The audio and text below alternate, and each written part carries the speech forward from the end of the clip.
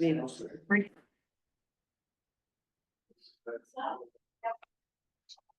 I'd like to call the meeting to order. May 19th at 6 p.m. at the Town Hall in Grafton. Need a motion to adopt the agenda. So moved. All in favor of the agenda as presented? Aye. You guys have it, any opposed? Approve the minutes of May 5th, 2025. Any adjustments to that, the minutes or change or errors? If not, we'll have a motion to accept the minutes of May 5th. All in favor of the minutes of May 5th? Right. Any opposed? We have Green Mountain Power for an update. Thank you for coming. Great, thank you so much. You have the floor. Good evening. Tim Jones from Green Mountain Power, also Carol Weston from Green Mountain Power, part of our executive leadership team. I met with the board last year a couple of different times with one of our local contract designers, Dan Austin.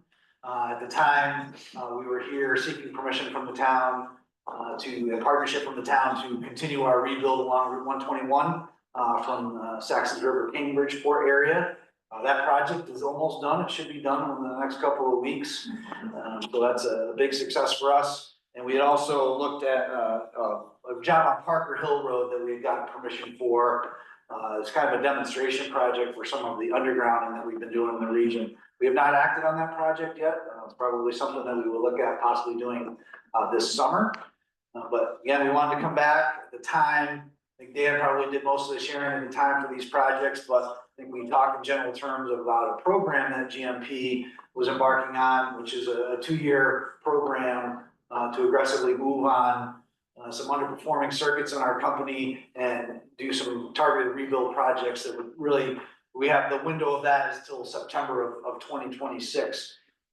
So what we're doing with that body of work is looking at all of the circuits in GMP's territory and focusing on the top 20 worst performing circuits. And the CHG11 circuit that feeds Grafton is number 1 on that list.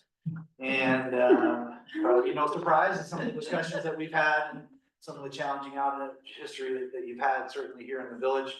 But it's given us an opportunity to really focus in the area on some strategic projects. Number 1 of them being the 74G1, the circuit that we're rebuilding from Westminster that'll come into town. And the real positive news on that line itself is that's going to give us the ability to actually switch the village of Grafton from the current Chester feed that it's on, and we can actually switch that to a newly rebuilt circuit. So again, give us the opportunity to put some auto fault recovery protection schemes in place such that if we see an outage on the main line, that we can quickly pivot and either refeed the village from somewhere else or at least sort of minimize the outages and really focus on keeping the main lines on, which is really the focus of the project, is to identify where we can do the greatest number of line miles that has the greatest number of customers with the most severe outage history. So that's our goal, is to get that rebuilt, get the most number of people on, keeping them on, and then when we do have storm events, then we're really focusing a little bit more sort of off the beaten path and give us the opportunity to go and approach those other areas, trouble areas outside, or there's also, if we deliver on this part of the program, there is also a future state that we're hoping will bring some delivery, some storage to the program. And again, that would allow us to really, again, focus rebuilding on the main lines, but then have other options for folks that may not be on the main line as we look off to the end of a long tap, whether it's one customer or a few. We might have some other options in the storage realm for those folks. Again, main line off, they'd be off as well, but having some sort of battery storage system is just one of the tools that we're looking at in our toolbox, again, to really go after the zero outage initiative is what we're calling it. So again, it's an initiative to really attack the main lines, keep the most people on, get the biggest bang for our buck, and then look at other strategies as we sort of get off the main line to help those folks as well. Yes, sir. You were talking about battery backup as well, central battery backup or for individual residential units? Be something akin to the current Powerwall, lease program that we have. So So so if- individual. It'd be at your house, it'd be Right. at the individual house. Correct. And so, no permission that we're seeking tonight, but we are gonna be coming back, we are originating some projects, Middletown Road, Houghtonville Road, to name a couple of very challenging lines for us. Where we see the opportunity there is to get out and do some burying of our underground on the dirt road portions of these lines. It's a program that we've been successfully implementing in the towns of Wardsboro, Dover, Newfane area for the last 2 years. We've got about 20 miles that we buried last summer, so plenty of sharing that we can do from what we've learned there. Obviously, working with your roads department is a critical piece of that, something that we'll do first before we come back for any specific permission, is just to ride these lines out, look at some of the things we're talking about, and just sort of hear some of the concerns that might come about being in your road. But that would be our goal, really. Again, here tonight, thank you for your partnership. You know, it's been critical in us getting this line rebuilt along the road. Also, the Parker Hill, something that we want to try and get to again. Many customers on that road, and some really challenging cross-country line that we'd like to get to the road and bury. And like I said, we're just always working on, you know, what's next, and we probably may come back later this summer with some real projects that we'd actually ask your permission to build. So that's the sort of the sum of why we're here again, and thanks for having us. Are you gonna be picking up some of the wood that you've cut and limbs and? Yes, when we clean up, so if a landowner does not want it, we will take it away. So it's sort of depends on where the wood is at right now, whether or not the customer asks for it to be left there, but we will release the entire project before we close it out. So we do have a construction manager overseeing that, so there'll be a punch list sign out. We'll be in contact with the town as well, just to make sure that we're all satisfied with the finished product. Yeah, there's a lot of debris around the poles and Yep, a couple big rocks that they pulled out down there. so there's the cleanup. And some nice stops. This is number, so okay. That seem to be problematic for the highway department. Yeah. Can I just ask a question? I understand that the lines coming in, these super high, tall ones, that was the whole point of it. Will this second, smaller poles, will those stay? Will they go away?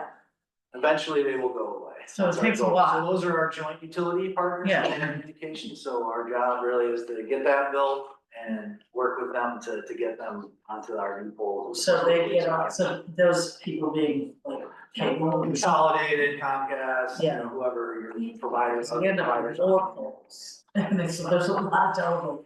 So as we're I understand. building those, we cut the other ones off.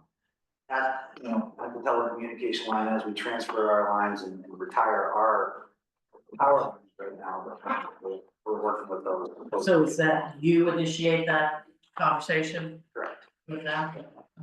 There's a joint utility network out there that we basically log the project in, and that takes care of just making the announcement to the utilities, and we kind of pile on conversation from there, and work with them to move. You mentioned Parker Hill, all the lines on Parker Hill are gonna go underground, or is it gonna stop with the fireworks before? Probably go right to the farm. Be all underground? Yep. The main line along the road, and you'd still see some overhead. We already have a couple of poles set there, so there'd still be some overhead services to folks' house, but the main line that feeds the neighborhood would go into it. So lines coming off those lines to homes, be above ground? Correct. So express and intercept is a term that we're using. So on this initial phase, again, we're really trying to go through, rebuild the main line and really just intercept folks' services, you know, as they lay, so to speak, and pick them up, whether someone has a buried service or an overhead service. We're coming to it and picking it up however it is. So this past week, because I'm on Parker Hill, that intermittent outage, I mean, not enough for the generator to come on, but it follows up like the clocks and the computers and. Just enough. Yeah.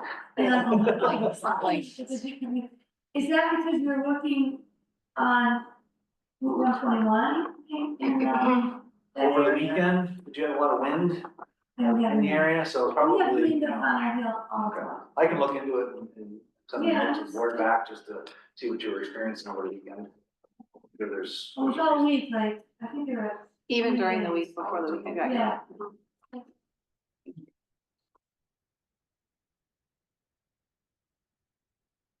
Let's put it 28th, and you want to plan, right? Should be, middle of May, end of June, should be complete. We'll get things policed up and.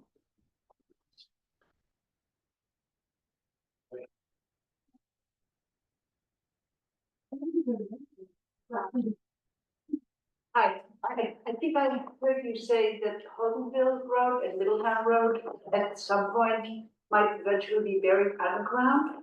Can you talk a little bit more about that?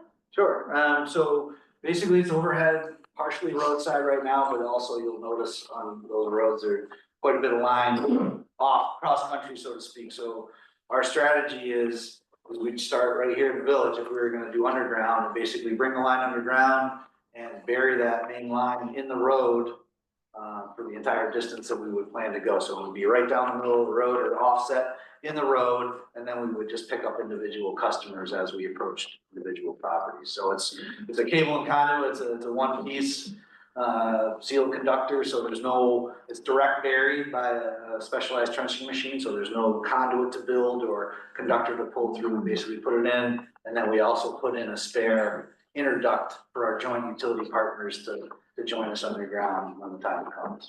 Do you have a timeline for that work? It will not be this summer. Expect to be back this summer with asks for those projects. And it's not to say we could not possibly start them this year, but it might be a summer of 26 job. So it takes a little bit of time to plan and design and get them on the tee to work. And did you say just on the dirt part of those roads, not on the paved section of Holdenville Park? We take the line in its entirety, so if it was paved, maybe the first few sections would stay overhead, kind of like Middletown Road, you know, where there's maybe a half mile before it turns to dirt. So if we saw an opportunity on the paved section to be underground, we would take it. If there's not an opportunity, then we'd be overhead a little bit and then immediately go underground when we get the dirt. Thank you. So putting these wires in the ground, and there's a problem, we have to dig it back up, or is it all overhead? Or like, I don't know how to do that. No, I mean, we would have fault indication, so if there was something, that went wrong underground, yeah, we certainly would have to go and find it and dig it up and splice in something or whatever triage we would have to do that. Well, for the town, right now, there's a lot of underground. I mean, we're, it's all All the underground. villages under. Yeah, we're all And underground. it's spooky digging now. It's not new technology. Yes. That's the only thing that worries me is the culverts and stuff when the town's out there digging, having power in the road now. Yeah, that corner is pretty clearly marked for the ones where it's for the highway crew and the other. Yep, we have GPS and we can furnish the town with as-built when we're done, and then also we have those carcinite signs that are found in the ground as well to indicate underground conductor. But I think part of what we can do on the ride out before we come back to the town with any specific permission is to do that exact windshield tour and look out and say, hey, we're planning on doing this. This is how we would see it laying out. This is how far we would run before we'd have to have a termination cabinet or what other tools of the trade we'd have to employ there. But then we could have that discussion, how do we go through culverts, or how do we, pass this area if it's open water, where we would maybe come up and go over and down the other side. So there's a couple of strategies, but what we're looking for is probably at least 90% of the project. If we're saying it's underground, that much needs to be underground really to sort of make it worthwhile. So if you put in some signage up, we plow and we grade. Well, grade those over. No, you mow them over. But again, I think we've done enough now that I think we can see what works. And the biggest thing is, direct contact and riding out these projects and looking at everything out there. I push snow here, or we do this here, or those are the things that we need to know from the town what to avoid and what to design My biggest thing is the culverts. around. So having a really good working relationship with that highway crew. Yeah. Yes. Absolutely. I'm not happy. Yes. Oh, yeah, Thanks, Kathy. please, yeah. So it was my perception, I live in the village, and it was my perception we had fewer power outages this past winter. Excellent. It was excellent, and it was definitely reflected in my quota bill. Having said that, though, that what is it called? The generator is what really cranks up the quota bill. So, but I'm told that that is all in my imagination because the lines on the 121 project are not up yet. Is that right? Or did we actually have fewer power outages, or is that something we have to look forward to? Well, I believe, and we can verify this through the data, that your experience is what you experience, and the line has not cut over, you're correct, so we're not fully cut over and transferred. But we also have done some other work in the region as well, so I think we've done a lot of work in the area that's building on itself, so I think, you know, regionally, the experience is getting better and better. There may be projects that were done downstream of here, closer to the substation, for example, that provide the storm hardening that might have gone out before that maybe aren't. So the outage that we might have experienced on a different part of the line is now not happening. So you may experience less. And I don't have that data right to show you that right now, but certainly as we do sections of the line, there'll be fewer and fewer of those outages across. So it may not be right here in town, it might be 2 miles away, but that will be hopefully the experience for everybody once we get more projects under our belt. It was a bit of a spotty first year. We did some here, some there. And so as we start to connect those lines, I think we'll have more of the data you're looking for. What did we think the outages were? What were they 3 years ago? What are they now? Of course, storms change every year. So what was the opportunity for the power outage? But those are all the things we want to answer as well. They're really important questions for us as well. But the probability of fewer outages is higher when we get Yes. this line Yes. cut in. Is that what you're That's right. saying? Yes. And that's gonna happen in a couple of weeks or by the end of June. Yep, this summer, yes. And Kathy, may I ask one more? I think I heard you make a point that the first decision about clearing the property is with clearing the property of the debris and the logs, the rocks, as they pointed out, is with the landowner? So, Can the landowner choose not to clean that up? what I meant is, we just need to go back through, so some of the logs you might see out there might be there because the landowner wanted to keep the wood, they get the first option, if we're taking trees down on their property, they can keep the wood or choose to have us take it away. That's all I was mentioning there, so, not everything you see out there might not be in the town right away, but we still have to go back through, police everything up, and we'll, check in with landowners where we have stuff left behind. Thank you, and thank you for the improved service. Thank you for the feedback, appreciate it. So how does it work now? The power comes over Fisher Hill now. So now there's not gonna be that many people on Fisher Hill. So if the lines go down on Fisher Hill, it's not gonna be a primary line to town, so it's not gonna get fixed as fast now, probably. Not true, because again, we still have the village, we still have Chester Village at the other end, so that's a line that needs to be, looked at and rebuilt as well, Fisher Hill between there and, That's Chester. the only big concern I live Also on on. the list, but again, one thing at a time is getting that 74 G1 circuit run over here and giving us the ability to take the village off completely.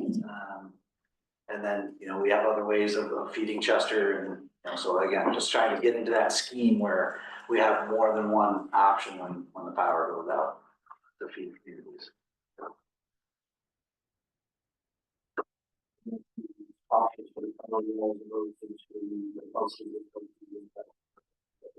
In the future, yes. Any other questions?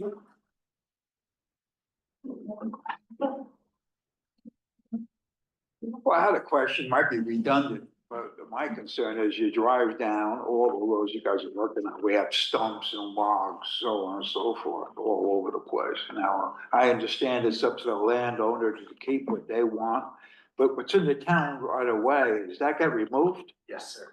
Okay, it was, okay. So it'll be all cleaned up.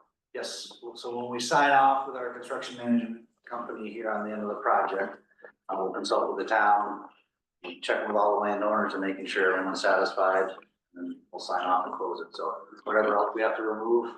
And my other question is that it's company from New Jersey that's doing most of the work around it. Riggs Disler is doing this job right here, the line contractor. Yeah, I think they are based on, but they actually do have a shop in Jacksonville, down by Halifax, so they are a Vermont based company. there's nobody to give it to, nobody in Vermont could have done that, or, Well, we have several line contractors, so we have probably Okay. 5 line contractors that we use, and so I assume it goes out for bid. it does, yes, that's how we operate. Oh, you answered both my questions. Okay, it goes out for bid and it will be cleaned up. Correct. Yeah, I noticed when they're cut, for some reason, they're cut about this high, Stumps. the stumps. Why wouldn't they cut them that high? Yeah, it seems like they have to Because, go you back. know, because if you do have the snow, you do get enough snow to cover those things. And, you know, obviously you're not supposed to go off the road. But if you do momentarily, you might make one of those stumps face to face. Yeah, Even versus down here raining, versus. Wow, Mowing, whack. Yeah, or you might even hit one with your truck. mowing's the worst. Oh, wow. The brontosaurus arm out. Well, we'll be sure it's police stuff to the satisfaction of everyone. Thank you. Thank you. Before you done, I like to do a walkthrough, or do you select to do a walkthrough? Yep, we'll go to the highway, crew, for the walkthrough. Unless, you know, certainly. It was just weird, they picked up a lot of the logs there, where the logs are left, and like they left them. And they picked up a lot of it, and then they just left them, so it's like they abandoned it, you know, that's the way, The way it looks. yes. I don't think the landowner wants them. And picked up and filled his trunk. And they're going, oh, yeah, it's just, yeah, to see it. I think so. No, you wouldn't believe it, you can cut wood about that length on the side of the road and just throw it on the side, and it'll be gone in a couple days. Right, just the right size. Yeah. Plate of sandwiches. Thanks so much. for Thank coming. you. Thank Much you. appreciated all the feedback from the community as well, so thank you. Have a great Memorial Day. You too. You too. Safe. Hey, highway.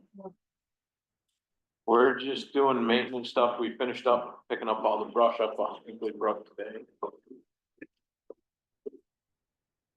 I have a question, I noticed just walking up on Bitter Hill and also, I guess it's from the recent lots and lots of rain, sort of the culvert sort of caves in. So when we pave the paving project at the bottom of Hinkley Brook, will that, I mean, there's just, it just looks like something that's gonna continue to erode. Is that part of the paving project, or do we, how does that, do you know what I'm talking about? Is that paved up through there? It's not. It is paved, yeah, it's actually right in between Main Street and Fire Ponds, right, and it just, that culvert, it's now eaten away from the flood of 23, I think is when it started, because everything keeps pouring down, and for whatever reason, but I just wondered, and then I noticed on one of the culverts on Bitter Hill coming down the steep. Yeah, part that of the- washed up there, it needs to That be- was, I think, pretty recent.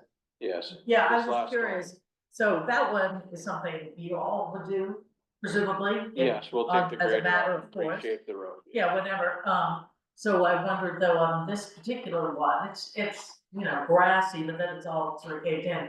Would that be something the, pave people, the pavers do, or is that something we do Pretty sure that's something. alongside it?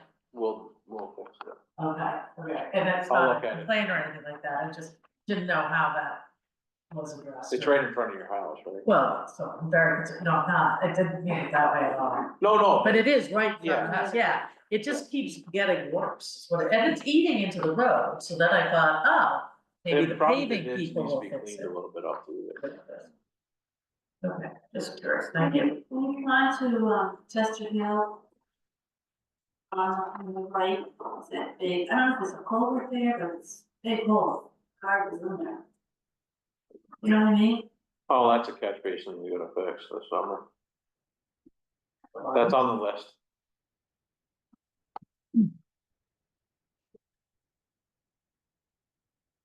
I know it's been raining, but, on and off. So grading really hasn't. We've been great. Okay. Right Orchard has been done. Today we did the upper end, or Lane did, Eastman and Bell Road. But I'm a little elected about grading anymore, cause it's gonna rain the end of the week, so, And we did what was over last week. yeah. We're getting pretty well caught up now. There's still a couple of short roads that haven't been graded, but You anticipate problems for this weekend's weather report? Then what for? it'll be what it'll be, we'll fix it when it happens. That's all you can do. Exactly. Did you guys have any time for when the trailer, what's the update on that? No, we haven't.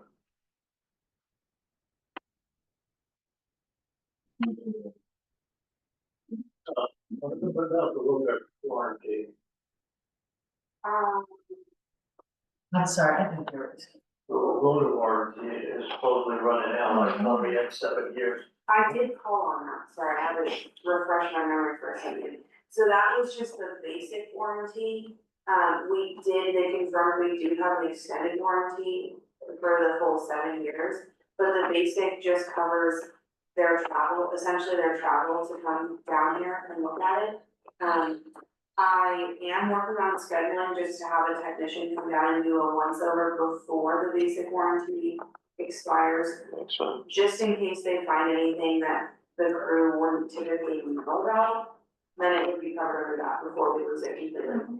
When I was talking to the lady, she said usually it comes up the day after the warranty expires, so we'll have somebody take a look at it. Do you have a date when it ends, I'm pretty sure it ends.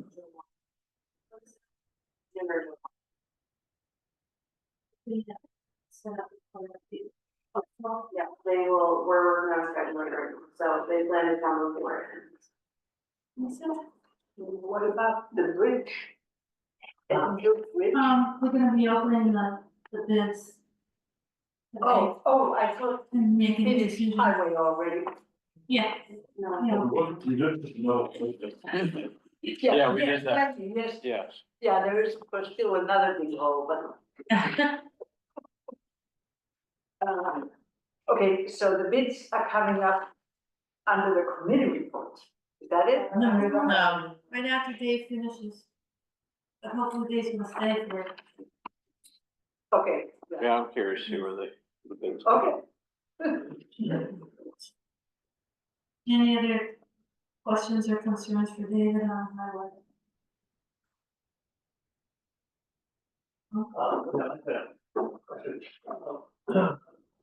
Do we really need to have the road foreman, come to every meeting? Because it's costing us a lot of money.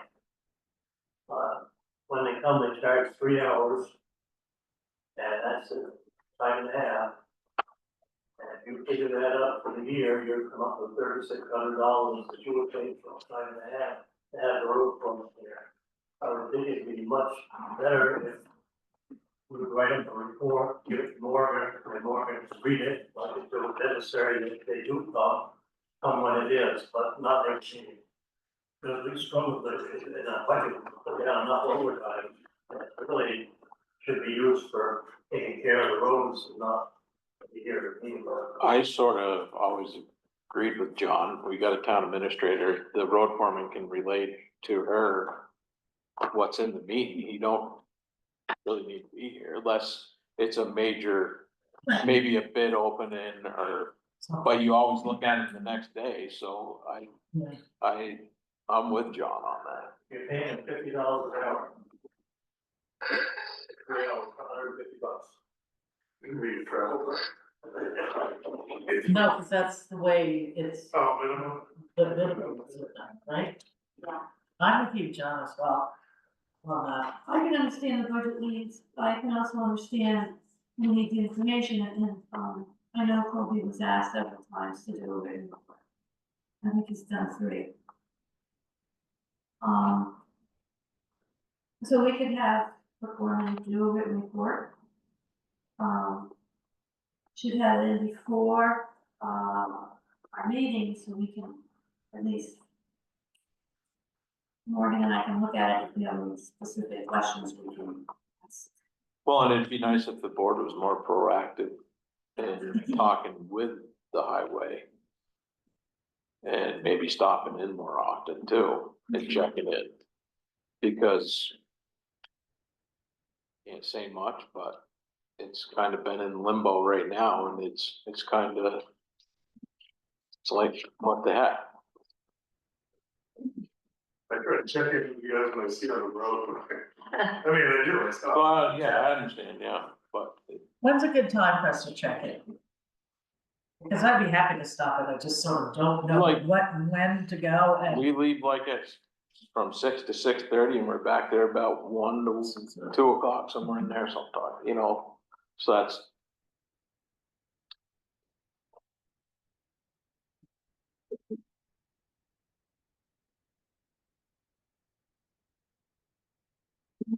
Anytime after 1.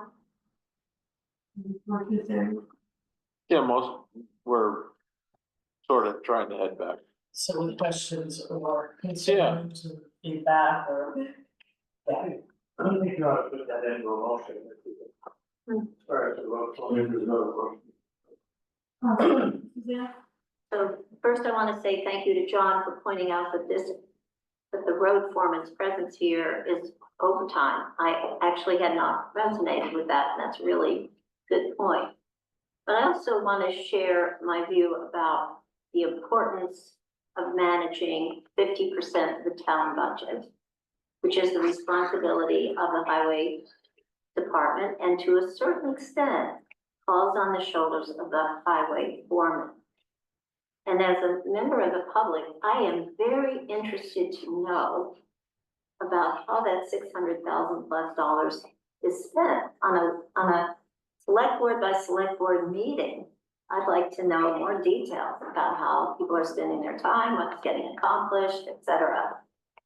Also, I've observed that on occasion, there's not a good communication link between the highway foreman and the select board in terms of expectations on these bids.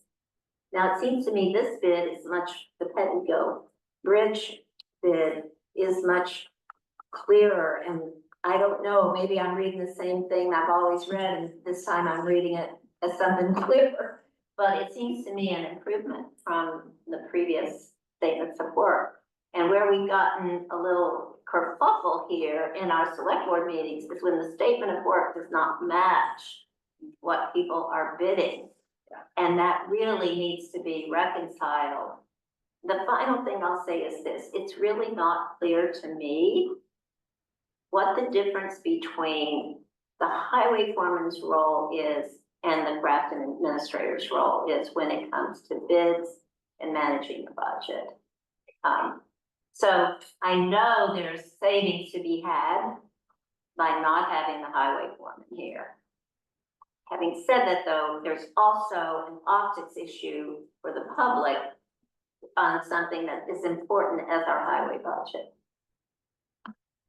Well, I think the road foreman stops in every day and either talks with Morgan or Kim and goes over the budget and, see how he's doing, and he has a copy himself. So I think he managed pretty well, so that they don't go over it. It would be helpful, and I think, John, because we have no visibility into that. If in his written report, he said, my budget is so-and-so year to date, and I'm under here and I'm over there. If he wanted to put that in a written report, that's one thing. But when we come to a select board meeting, with all due respect, we do not hear that kind of information. He had it in the report. Kim, typically goes to, so I'm sorry? Jim Marker, provides the treasurer, so that's good. With more consistency. Right. I understand that, but yeah, I'm also, if, not the communication during the day is, I think, quite solid. That's great. Extremely frequent, I mean, every day, yeah. Morgan does a great job, with any dialogue she has with, the road foreman or any of the crew that come in. Send us an email. We do the warrants every 2 weeks, and on the warrants, the guys do their time cards and then, they write down what they've done. So we have that knowledge. Morgan, for instance, on her workload for the 2 weeks, she types in everything she's done, the hours that she's used those, the time for. As I said, I mentioned Colby does do a report when he can give it to Morgan. But I hear what you're saying. I think we have a pretty clear picture of where that money's going and how it's being used. What you want is more communication with the public on that. I mean, when we do the highway report, we can state what's been done. Well, there's enough overseeing on it, I mean, Yeah. that's what the select board is for. Exactly. They made the budget, and they're looking over the road foreman, making sure that he's not overspending and stuff, so. I agree, I think sort of maybe if there's more transparency, there could be, that sort of, I think it'd be a lot. I mean, it would be weekly, but maybe something like quarterly or monthly or as needed, but I do understand what you're talking about, but I. Yeah. But Kim does do that. Yeah, So all it's- day long. And Kobe does look at the budget all the time and knows what he's spending and everything, so, I mean, it's. And This is all great news to me. I mean, maybe I should remember this more, but the No. fact is that it sounds like on a day-to-day basis, the oversight that the select board is responsible for, as Dave just said, is taking place. There's communication with Kim, with Morgan, with members of the select board. That sounds great, and I'm glad you refreshed me, and especially the warrants. That was a very good point, Kathy. That really helped. What if I tell you, and maybe this is just my personal view, if either Dave or Colby or whoever is responsible for the highway report on the agenda at every meeting in handwriting, doesn't have to be detailed, high level, this is what we did this week, here's our problems, here's our opportunity, something, it doesn't have to be fancy, but it would give me more confidence. And especially if you're out telling me that you've asked to do this and it's not getting done. That's another whole tributary we won't go down, but the fact is that would give me more confidence about the way the highway department is being It's led. one other thing that Kim can do, and I haven't talked to her about it, and I'm just referring to, making a reference to the Weston town reports that the public get in town meeting.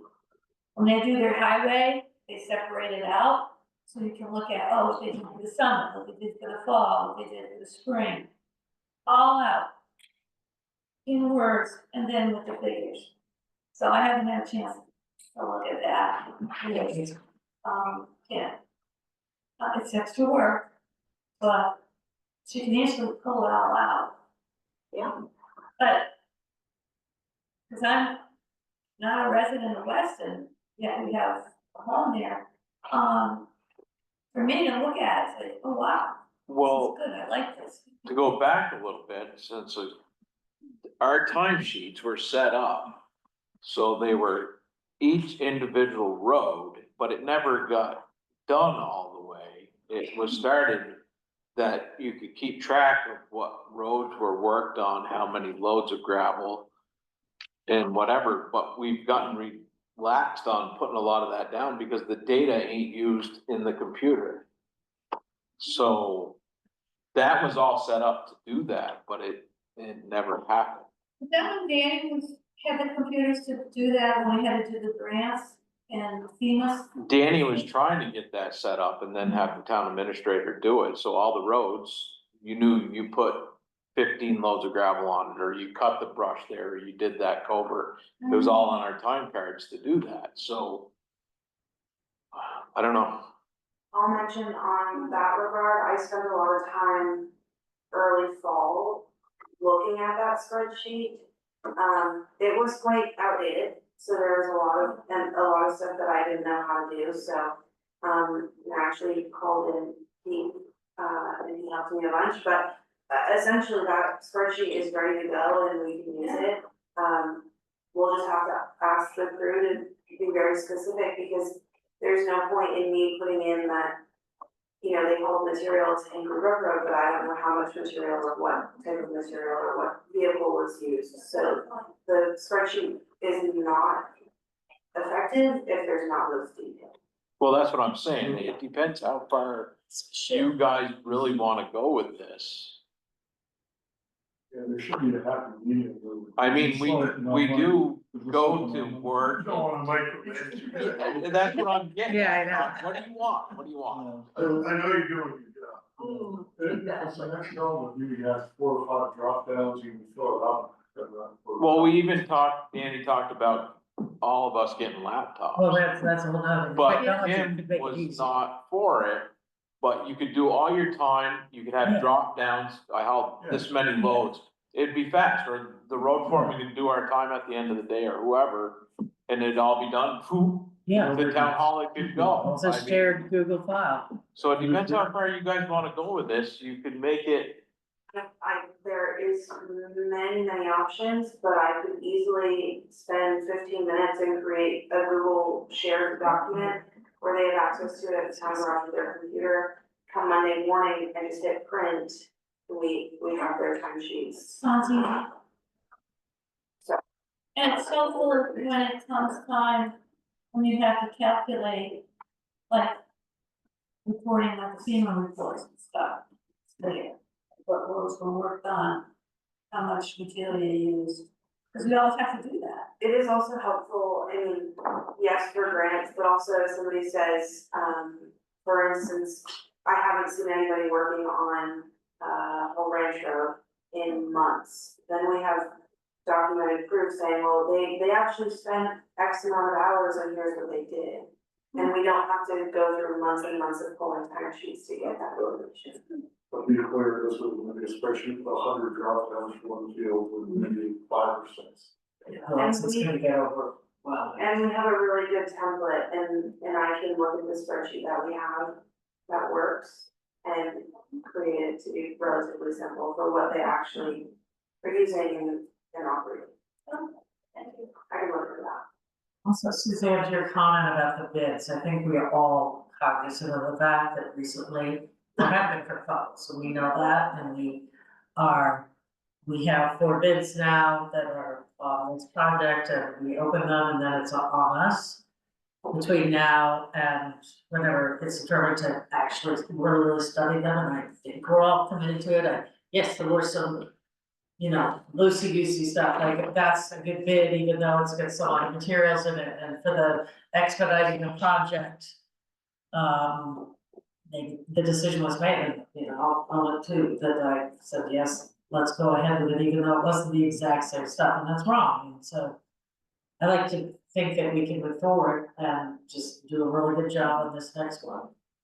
I think we all know that. Had some issues, so. Thank you. And then, kind of on the same vein as the town clerks, have we given Colby a form that we want to report in? Like a simple 1 page?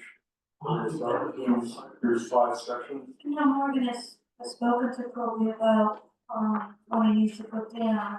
I think, correct me if I'm wrong, Morgan, you have shown him what you have put down when you make this, your thing. Yeah, and I'm happy to show anybody the time cards, but I think in terms of the report for the highway crew for the board meetings, my guidance to him was just keep track of what you're actively doing and what you plan to do within just the 2 week span, because we meet every 2 weeks, so I think he was, in the reports that he has done, just jotted down what they've done and what they plan to do.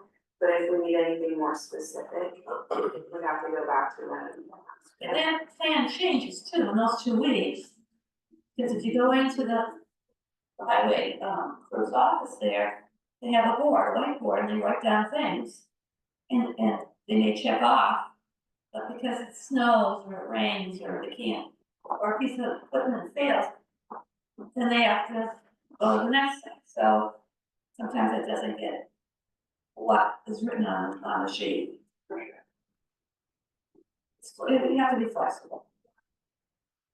Yeah, I mean, I'm good with flexibility, but if you say, here's 5 things, fill this out in a week. Yeah, that's the same. Here's others, the things that come up. Yeah. And then, that's what you get. Yeah. And we'll just repeat it. Yeah. It's just becomes the standard. So, and if we're gonna do it, then we have to look at it, so we'll be in, on Thursday, end of the day, or we'll go. We'll put a select one. I would say that would be most efficient, So we set a deadline as well, like,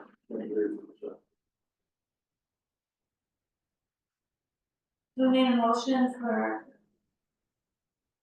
the kind of highway foreman doing a report, highway report before our select board meetings, so that report can be reported by the board?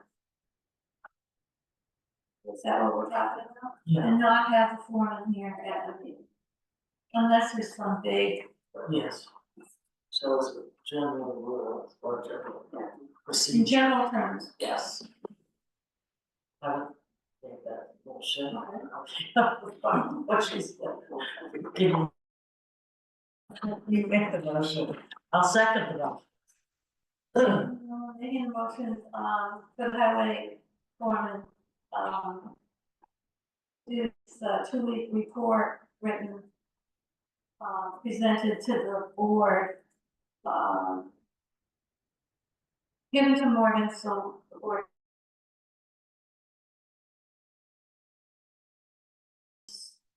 that are very significant or immediate need, that he comes to a meeting. But necessary does not have to come to a meeting. So, or, so I would, second. Morgan takes Friday off, so. You have enough time. if I have it in the day Thursday, I can share that with everybody before I leave for the day. Okay. I'd second the motion to revise the process for highway reports. Fine. All in favor of the motion? I, Any opposed? The ayes have it. Motion's passed. Well, thank you, Suzanne, for bringing it up. Just in terms of going forward, could we maybe have somebody speak, I don't know who wants to take the responsibility of talking with Colby about this change? Should be the personnel. I'm gonna check in on that. You can make it.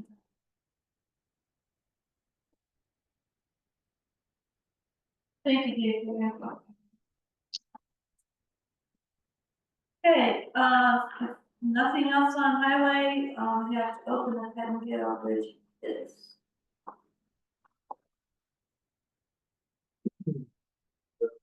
For this.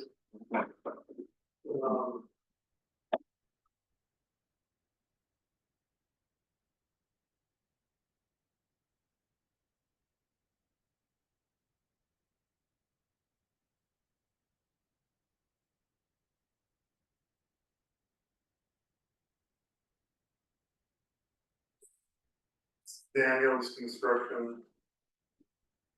They have an anticipated start date of June 1st, 2025. Estimated length of project is 1 to 2 weeks. Lump sum price of $75,000. and insurance.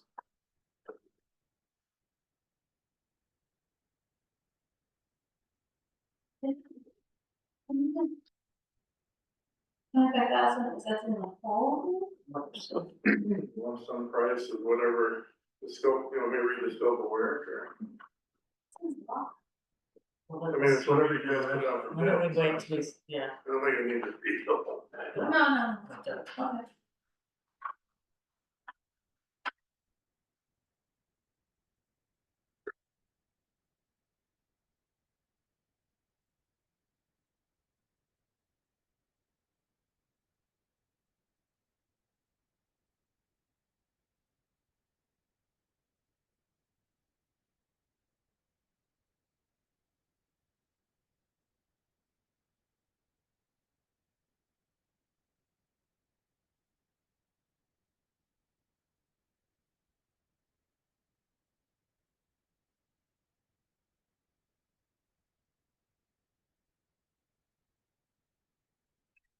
I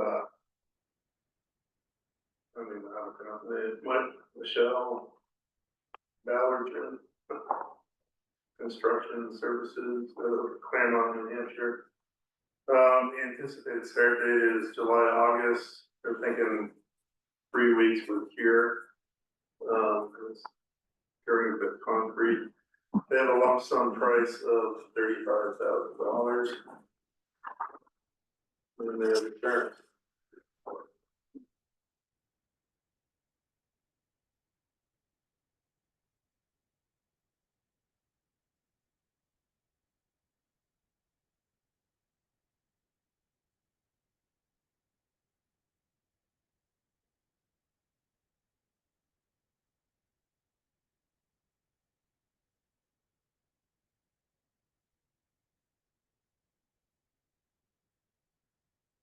This is Miller Construction.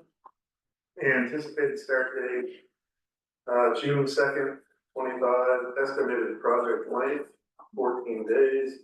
Lump sum price, $28,634.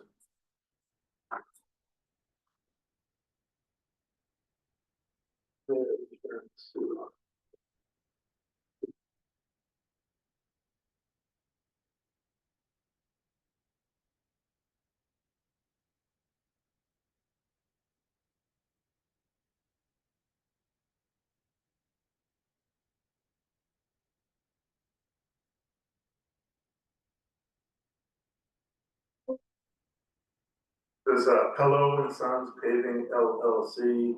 The anticipated start date is July 28th.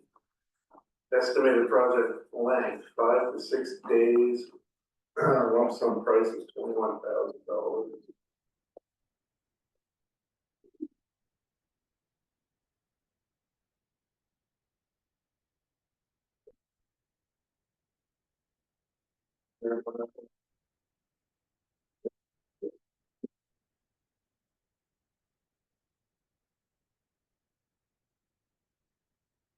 Here's why it's the difference between 75,000 and 21,000. What is Dan was doing that's different?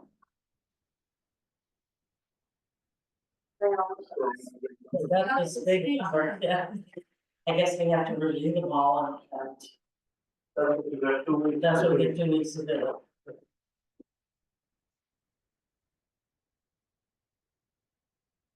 One thing is that once we decide on which one it's gonna be, Morgan can build out the grant.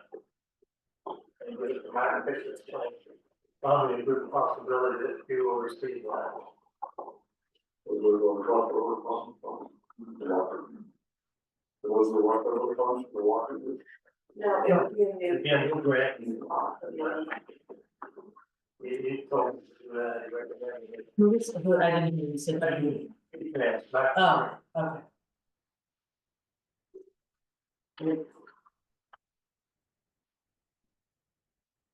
Good one was talking about how, what the. Yes.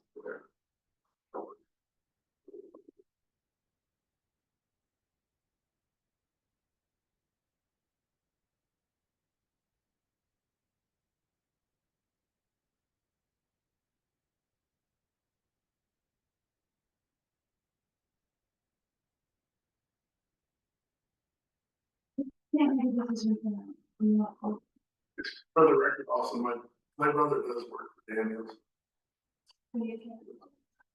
well, from Sugarville.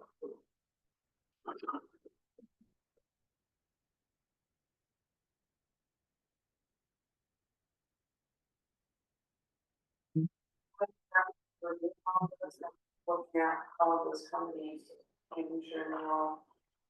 Have you done business? I think it's important that we look at the insurance as well and just make sure that's all clear. Have we done business with any of these? Daniels.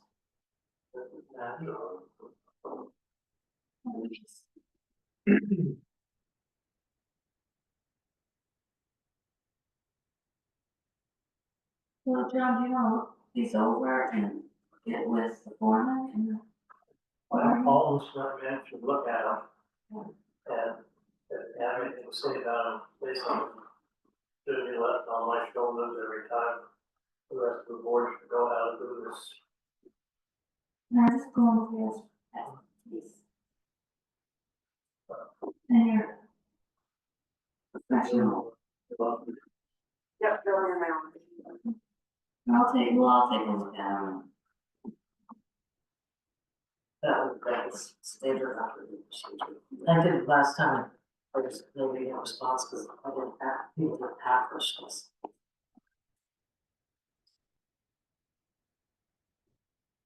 Okay, moving on.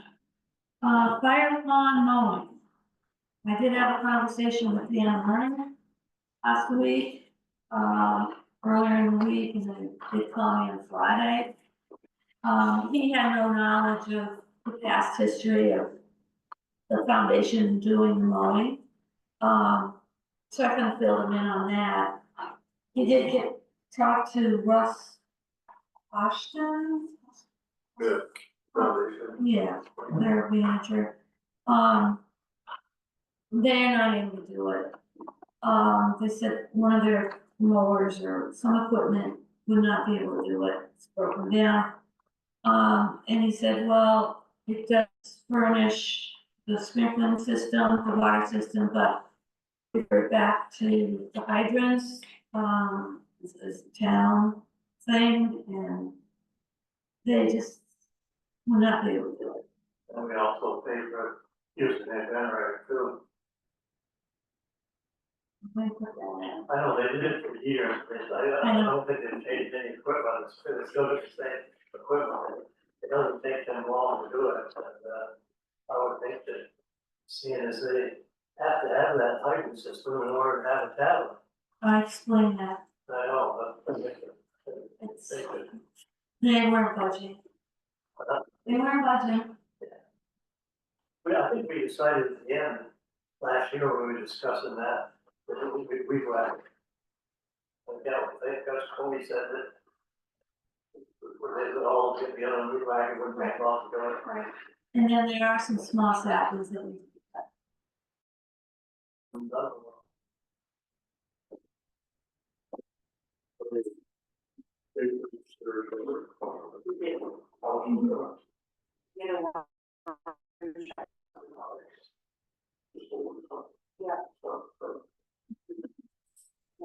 we have a formula agreement in place where the foundation takes care of all the maintenance and the fuel.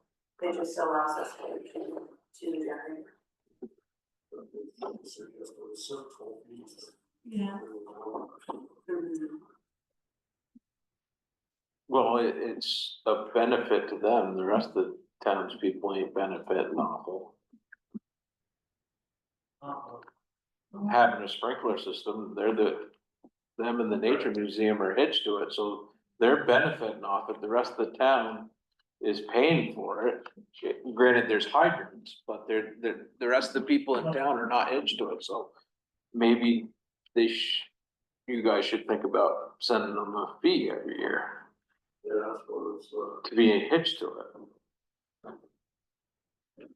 Maybe we could avoid that type of situation, but I guess, right now, how many years will they do it?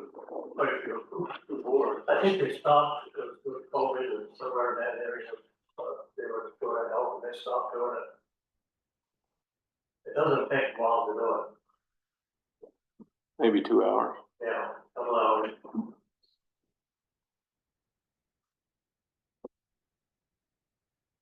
There are a lot of back and forth of who maintains the hydrants, do they put them in? I think the town owns them now. And we do have to have a maintenance of the hydrants.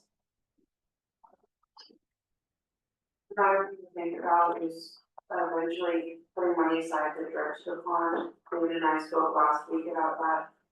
I think it's just typical maintenance to keep up that, because granted, if there's not the pond in reasonable condition, then the hydrants aren't operating and we hear the sprinkler system, so it's definitely not something to drop off the radar. Well, and nothing's been checked on the hydrant where it goes into the pond, how much silt's around it, and we've had quite a few floods since that, and I don't know how much it's silted in there. So who does that?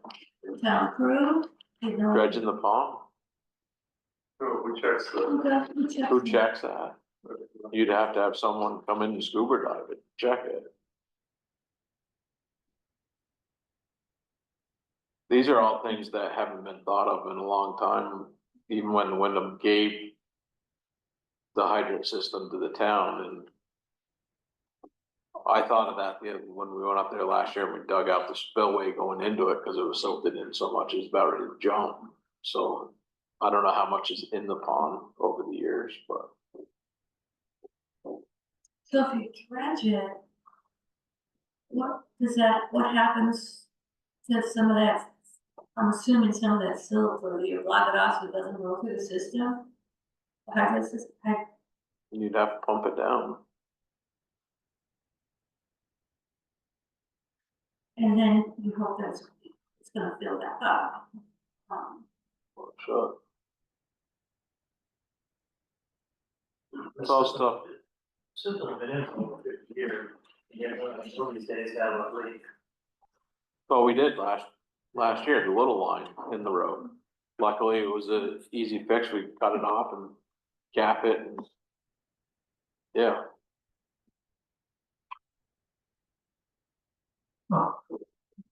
There's a lot to this, not just, what's that? there's a lot to this, not just mowing and cutting some limbs. The maintenance of the pond is an issue. And the hydrants, And I- you know, you got, what they give you, 30,000, I think. Now there's 20 in it. In the capital budget. No, in the hydrant fund. It's a special reserve. Special, Oh, back then, 30,000 dollars was a lot of money. Today, Well, it's gonna be an ongoing cost for like, so it would be unreasonable for us to determine what the budget is gonna be. And then have a fee structure for the town, obviously, it's not part of the town. it should be money away each year. But then, you know, maybe they should pay all of it, but we should figure out what the reasonable. Percentage. Obviously, they have to test and pass their fire inspections, I would assume, or not regular basis up there. Sprinklers and things, I would assume they are. You would think I think so, I mean, that, make sure they were. yeah. it's kind of, the sprinkler system is necessary because they have to have an insurance. Right, so. Well, it's for the Hawkins, whatever. Yeah, It's a benefit to the town, it's a benefit to them, it's a community benefit. yeah, I think it's just I know when I worked there, every spring when they do their shutdown period, I'm confident that they have. Oh, they have to. somebody They in have to. the spring. Yeah, exactly. But regardless, the source of the water needs to be maintained, we need to work out some sort of a. Does the fire department do that? No, No, it's, I'll have to fact check it, but I'm pretty sure it was a higher copy that came in. Always, other things for the. and we had, this spring, we went and flushed all the hydrants, because that's something that had been, How often do you do that? you should do it at least once a year. Otherwise, it gets pretty nasty in there. Also, told me that's, Did I can- they also occasionally fill the agent Oh, that's right. after we're in the middle of water. Actually, this time is the cleanest I've ever seen the hydrants, water coming out. I think it's because when we had that leak, we shut it down. We drained everything and then we flushed it again. That was last year and we flushed it again this year and it looks like So- clear. So what you're suggesting is, someone needs to really look at what's going on in the pond. And to search out someone to do that, and we'd have to pay for that. Well, figure Yeah, out some figure out reasonable what the solution. cost is gonna be and if it needs to have any kind of. Or replacement. even someone diving in could tell you if it needs to be dredged in there. But there is a lot of growth on the outside of the pond going in. You should go up and look at it. Yeah, no, when I looked at it last year, and you guys said you wouldn't be able to lead whack it. I thought I could probably do it in a couple hours myself, but.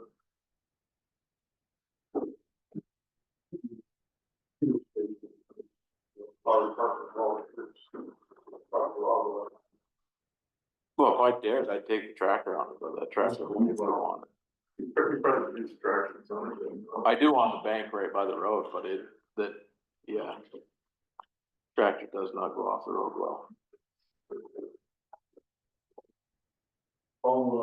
I can ask the architect, about you talking, like I said, it's the route that just goes up to the computer station. Like it was the farm. It's a pretty good size area.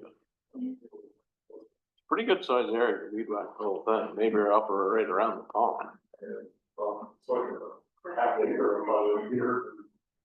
We have like 8 guys to. It will be solved part of it. Do we know when the last time it's been dredged? Is there any records? This is the problem.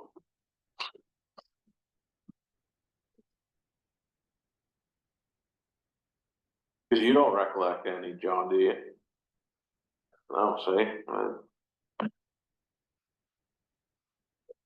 Project that you couldn't pass, and once you get into it, it's gonna cost you some money, a lot of money. Right. that's why I've sort of planned. Right now, I'm worrying more about this than the thing about. Yeah, do we have any specs on how they built it? I mean, the standpipe on the bottom, I'm sure they left room for siltation. There's some prints of the hydrant down there, but I don't think it shows the pond on it. Would the foundation have that information? On the ponds? Is that something Suzanne you can look into? What committee you looked into, the fire pond, who, Yeah, just the history of how they put it in, and the inlets and stuff, if they have any documentation, that would be helpful for us. certainly asked that question. I think,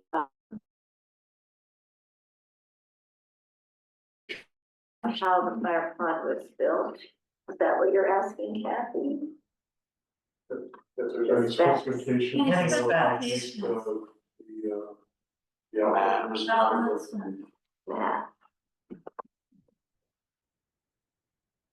I do think the direction you're going, think about setting up a fee.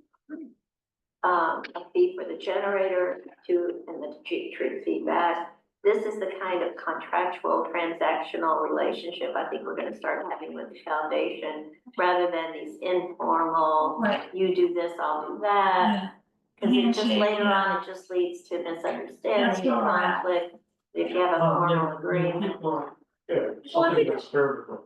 it changes with the CEOs and Yeah, everything, it's just complicates everything. let me look into, I'm happy to do that, Kathy, thank you for asking. Let us know those work about the backgrounds. Yeah. Maybe coordinate with the highway for this. Mobile. Yeah. Well, we'd like to have a day's work. Anything else on the fire pond? Anything else? So anything from Kim? Committee report cemetery. We all set for Memorial Day? We all set for Memorial Day cemetery? They haven't voted yet, but they,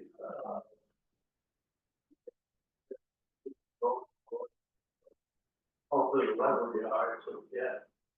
I think Austin did the best. Yeah. That's fine, but, I stopped Sunday, Saturday, Sunday, and they had to vote, so. I got a couple of weeks. And I see the flags. Yeah. Some of them are up, I think, in Holtonville. I don't think they take them down, they just replace one with the butters and. Parks committee? Okay, So, minutes? Yeah. yeah, I did share, some notes from one of that with the village park volunteers. And, they have some requests that were high in the budget. So there's no commitments, but we did, say that I'll communicate. Some of them might have to be planned out, if we need to, work with them on certain things. So we have quite a few topics that kind of roll it down to the ones that are pretty. And I think there's a copy, the order we put it out. The first thing we talked about was invasive species and how Sands had come to the board meeting and talked about the animal dashboard on his property some time ago. They wanted to talk about the concern of the ash trees that are in the park, and talk about maybe future remediation, for safety, due to that. And since then, Morgan had shared an email on 5/18, was today, the town of Grafton was awarded $8,000 to remove ash trees along the Hall Ranch Road. And that was following Al, attending that other meeting. So, they're asked for potentially aligning the need for the parks for training and funding with the highway department to deal with the same issue along highways and roads. So this would be a future discussion. Morgan had shared an informational video on the Emerald Dashboard that had a lot of good information. I pulled out a few things. The ash trees make up 7% of the lot forest, so this is going to be an issue. Along highways in the park for homeowners. The mortality rate for ash trees is very high, high 90s. So once they get it, most ashes in Vermont are expected to. They're on a timeline and they will die and become a habit. The village park volunteers have coordinated with Selectboard in the park, or in the past on some lighting in the park. They included ash trees to minimize the issue. So they thought there might be more, activity there that would be in the future. Every time, going along. Targeted for the ash trees. Now, infested trees, in this video, they shouldn't be moved from county to county because it just spreads the infestation. So it is recommended that if you cut them in that, for gain, it's as firewood and sold locally. So that kind of limits the option. How can you do that? How can you move, not move on it, how can you use it for firewood? No, locally, within. I think moving means they stay right there.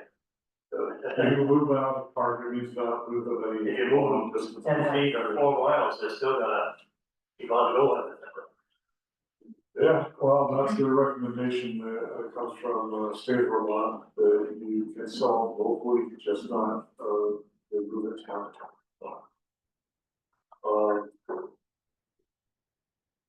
And they're saying it's not something they can run their own as well, our volunteers, so they wanted it from the Selectboard, for consideration, in the future. Again, I think it's long term, The period for the infestation is like 10, 15 years. So it's something we'll be dealing with this year. Al Sands specifically recommended Gable walking training, and I brought this up. I think a lot of the highway department have already had, this training. But he felt it's, it's a good program, he's been involved with it in the past. And one skin paving and logging techniques for the latest systems for working safely around trees. So, just a mention on that. This time's been a little bit to number 3, the Village Park picnic area expansion. The funds that are needed to level fill where we want to put tables, and there's 2 sites.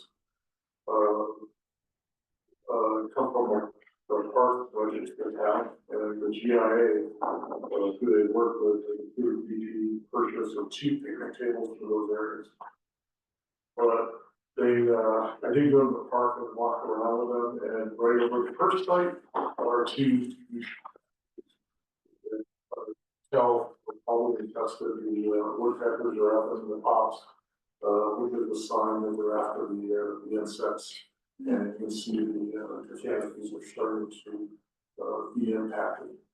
So, they were looking for something where they're taking down the trees so they can see where they're picking table. And Al Sands had volunteered to take down those trees, but he asked if he could be considered as a temporary town employee to have liability coverage if he did that. I don't know if we do that or if our insurance gives that an option, but it's something he asked, and so I'm bringing it to the board for consideration. They have done a leveling on these sites for the one for picnic tables. But again, those ash trees, I think, would be a danger if they're not that way first. And again, if we do anything like temporary employment, the liability insurance, so probably the board and the come back. I will take that to you immediately, but after I find out more, I'll come back. Item number 4, the village park mowing. The village park volunteers are supporting mowing of the village park field by the entrance. They did ask if there was any budget or support from the highway department that the parking lot perimeter could be mowed once a year. By the town. We have no answer required tonight, but put this in front of me, and then we can. Item number 6, the second original gazebo in the village park has exposed nails and is generally in bad shape. I went up and looked at it. There's a lot of history in that. I don't know, going up to the heights there 30, 40 years ago, and that gazebo was there. I have pictures of when kids were very small. So I think a refurbishment would be nice, rather than replacing that. And it does seem to be the interior, the roof actually. It's got a lot of patina on it, but it's in decent shape. So, they were looking for some money from the parks budget, and we were discussing that earlier. I think that might have been exhausted, but there might be a building. Yeah, there's a village park structures and maintenance line item. And we started July 1, we budgeted $500 to go in that. So there may be an option for that on that gazebo, and again, it's part of the active history, so it'd be nice to see it maintained. And they do solicit donations as well, and they do have some funds. So we may be able to work with them to do some sort of fashion, agreement on that one. And again, they wanted to solicit volunteers. See if they can get this done for materials. Number 5, cisterns in the village park. There's several cisterns, and there's one near the park entrance. In the past, they had a concrete roof installed. They put in some beautiful stonework inside. They think it would be nice to have a, wood to make that more viewable. as part of the park, SEMA. There's a system on the park boundary close to the village, that's an open pool, they feel will actually be covered completely. Apparently there's nothing nice to see there, so they're gonna take it out and put it. I thought that was covered at one time. Was there another system? There's several. Yeah. There's also a cistern on the park boundary on Fire Top Road. There's a steel cover on the concrete edge. They, think there should be a padlock added down. For anyone from getting inside. And then, you know, possible donations for a cistern project.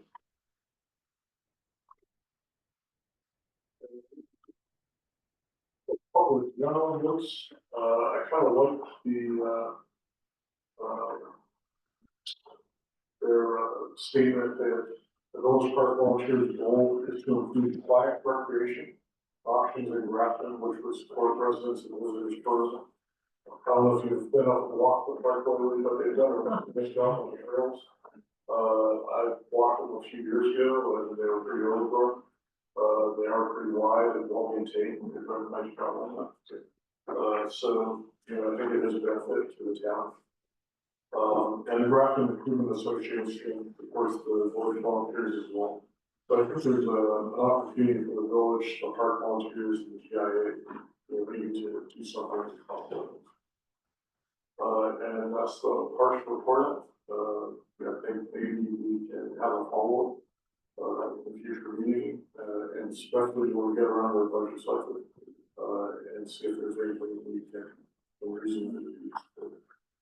I think they're done a brochure on their, like roof on that. They've done that. I've seen that on the Yeah, I think it would be nice if, there's, you know, a little booklet, because I know people wanna know what do you do in Grafton? There's some in the store, there's some. Well, I think there's all sorts of groups that do that. That's part of the Visit Grafton, Yeah. the Grafton Promotional Association.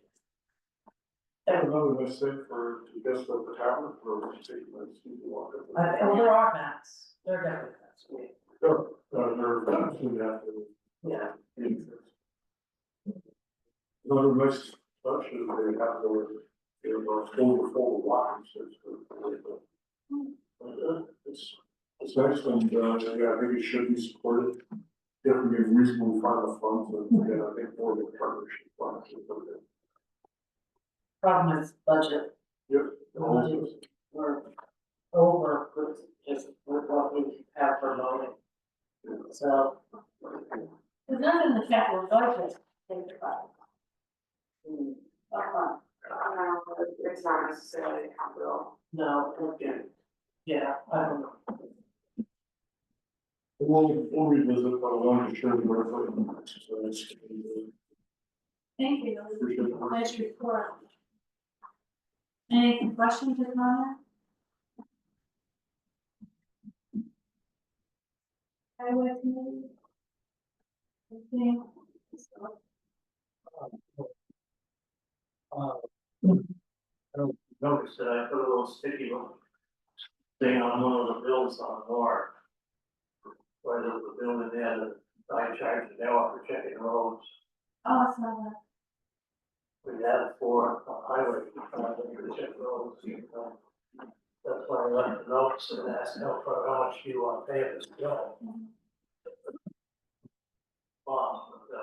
The rest of the bill is, I think, should be looked at. I think a lot of that is,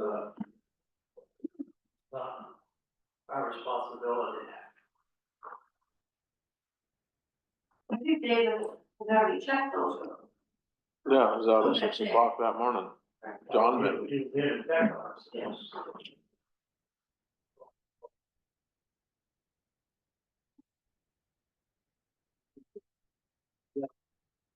Individual actually should be paid for and what he shouldn't be paid for. I don't know myself, I don't know if anybody else does. But we should keep getting a bill if there's. Are we getting a bill? I'll look at that bill. Here's about the reports, like, You charging us for those? I got, he used to, I don't know if he does. Okay. It didn't show that it was.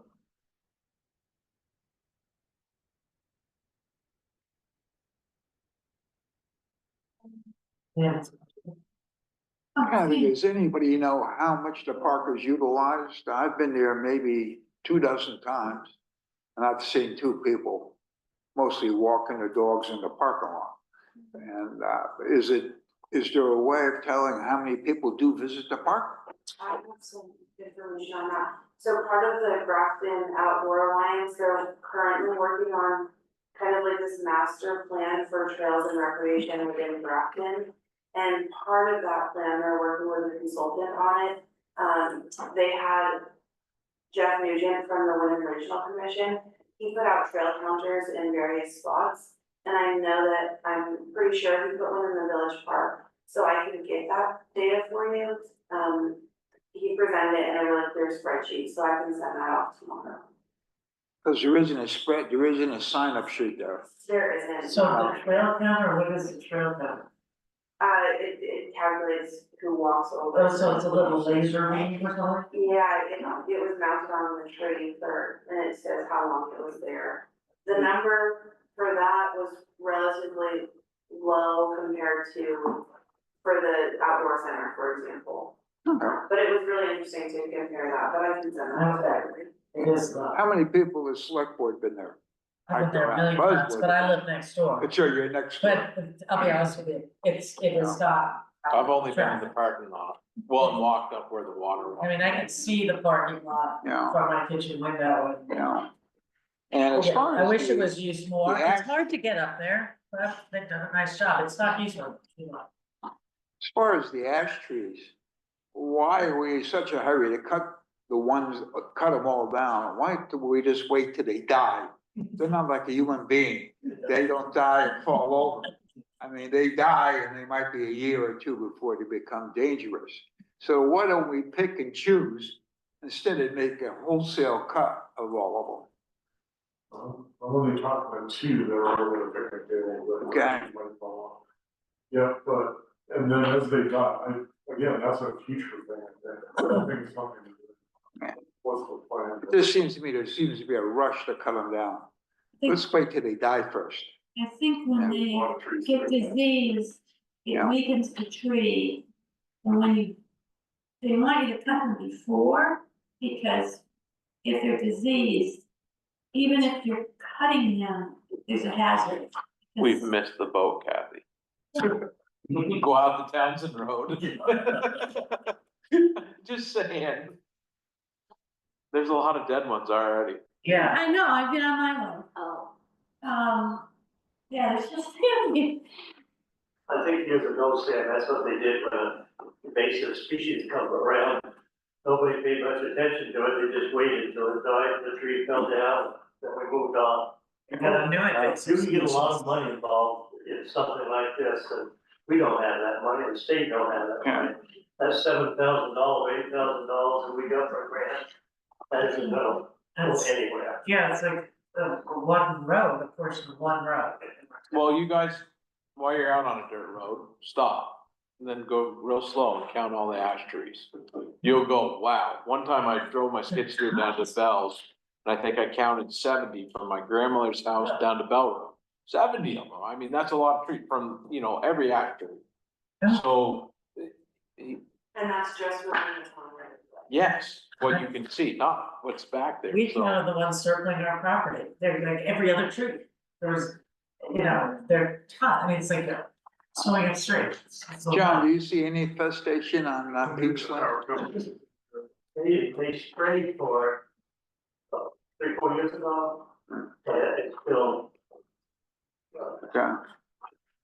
I kind of agree with Sam, I mean, you get a lot involved in that, this was brought to our attention by Al 4 or 5 years ago, and we just had to adopt this, and it's moved on, we just can't beat them.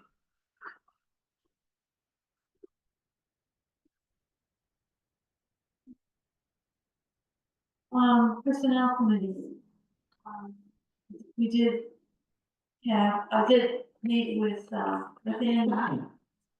on his interview, and it's very, very good, no problems, no concerns.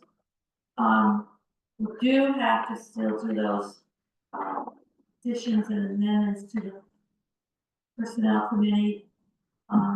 As we did get some information from Kim that I wanted to share with Buzz. I was gonna tell you this past week and then had time that we could sit together and go through how to word it. And also the V-Trans, federal and state drug policy that we need to incorporate into our policy.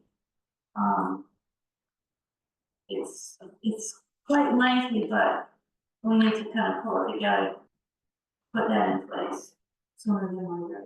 I'll just clarify, it's an entirely separate policy. Right, separate, From the personnel policy. but we have to have it mentioned in our policy. It is currently mentioned in the personnel policy, we just haven't adopted it. Adopted. So what do we have to do to adopt it?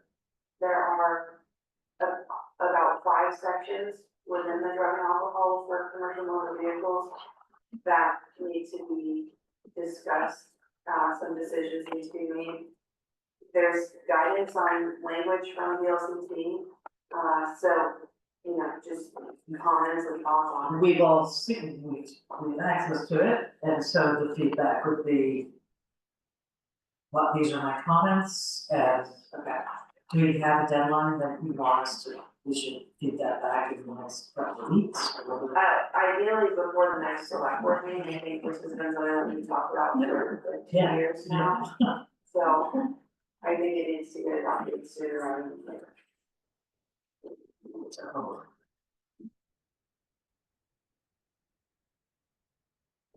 Any update on the, July 23 flood? Sent us an email. Thing comes to mind, I can't remember, we met with the engineers and, we decided to move forward with doing an interlocking block rather than a poured concrete block, wall. And that was after many long discussions with Scott Jensen and the engineers. So we're currently still just working through those details. Is it gonna get done this year? It likely won't go to construction this year, I don't expect you. Wow. It's been a long struggle, Dave. We have, one thing, but we have the money. We have the money. $800,000. Perfect. 745, I believe that's what it is. Wow. That took a long time. We sure did, and we're not going there, so now we should go. Wyndham County Humane Society, 25 contract. Yeah. See, there's an increase there. This is the yearly contract for animal holding if needed. It did go up 15% from last year, but we do have budgeted, adequate money in the budget that's rolling over. So, I talked to Kim, she feels confident that we should still move forward with Wyndham County. So if that's okay by the board, I would just need Kathy, to sign it here, and just a motion approving the contract. So make a motion to approve the, upcoming contract with the, Humane Society, Wyndham County Humane Society for 25-26. So moved. All in favor? Alright. Any opposed? Nice have it. Any other business? I see on Facebook that the Improvement Association is cleaning the Sarasota cemetery. So, I think it's great, but I think that we should have some idea of what they're doing before they do it. And I don't know what's, I think it was a truck up the whole cemetery with a sprayer on it, and I don't know if that was doing it, lot, you have to spray it when it went up and spray them. Which is nice, but, what it's all about. Well, you guys think about I do not, but I don't know if I'm ready for the GIS smart with Kim, and she's out of the office until Thursday. it? So I'll touch base with her, and if not, I can ask GIA if they could give us a heads up.